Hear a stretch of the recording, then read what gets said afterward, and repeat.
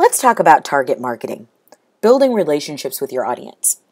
I'm Tracy Fulse, Assistant Professor of Marketing and Management here at Oakton Community College. Let's begin. So the first question that most people want to know is, what is a target market? A target market is people or organizations with needs or wants and the ability and the willingness to buy. It's not a target market if they don't have access, interest, or ability to buy your product. That's just a collection of folks. But what makes a target market is that they have the ability and the willingness to buy your product, service, or idea. So how do we know our market? Well, let's do a little exercise. Let's imagine that this is a market. What do we know about this group? Well, immediately we see they're multicultural. We see that they're young. We see that they're sensible shoe wearers. They're all wearing black, kind of Doc Martens-y type shoes. They're kind of hip. And none of them have bangs.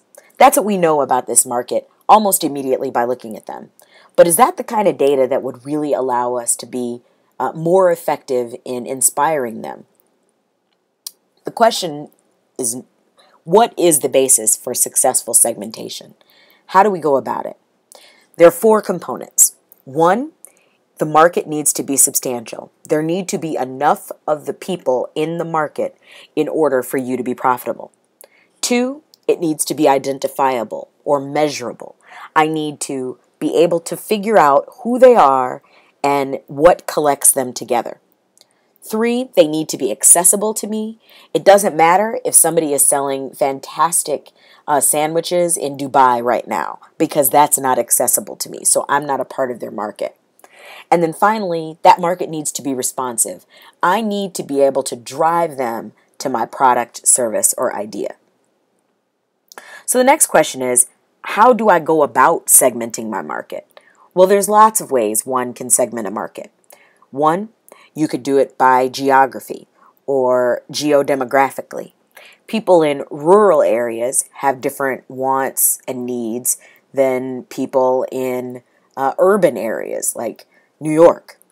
Or what about by demographic? People who are older have different interests than people who are younger, or someone who lives alone may make different choices than somebody who has a partner. The last thing to think about is what are called psychographic segmentation choices. So that's based on what someone has inside, their personality or their lifestyle. So looking at these 2 women, we could classify them both as soccer moms. The one on the left is with her kids and one is holding a soccer ball. So that might make you say, well, that's a soccer mom. The other person on the right is the wife of famous soccer player David Beckham, right? So both of them are related to soccer. But when we think of a soccer mom, we have all of these ideas built into it, like what they spend their money on, what they care about, what motivates them, how they perceive the world, their social class, their culture, their subculture. All of those things go into this idea of psychographic information. And you can also segment a market, obviously, in that way. The woman on the left is probably not in the market for the same shoes as the woman on the right. Or the woman on the right is probably not in the same market for the kind of vehicle that the woman on the left is clearly interested in. So, with all those things being true, we've defined a market. How do you motivate them? Well, you motivate your market using the consumer decision-making process. It's a 5-step process that we all experience when we're making a decision about a product, service, or idea. The steps are need identification, information search, evaluation of alternatives, purchase, and then post-purchase evaluation. Let's do an example. So let's take Jabba the Hutt. Jabba is clearly very, very, very hungry. So in step 1, he has identified his need that he's hungry. So he pulls out his laptop and he goes to the internet. and he types in google.com to do an information search on where he might be able to get some food quickly and efficiently to him, right?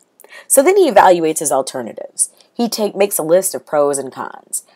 Eating bugs that are immediately available might be less expensive than importing something from Earth, for example. Then he makes his purchase decision. He goes with a Burger King Whopper combo.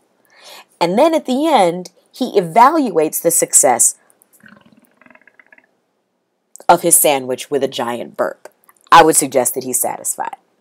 So he identified his need of being hungry. He went on a search. He evaluated the alternatives. He made the purchase, and then he evaluated the purchase. We as marketers want to influence that process. So that's it for target marketing, building relationships with your audience. Please let me know if you have any feedback, questions, comments about this presentation. Thank you.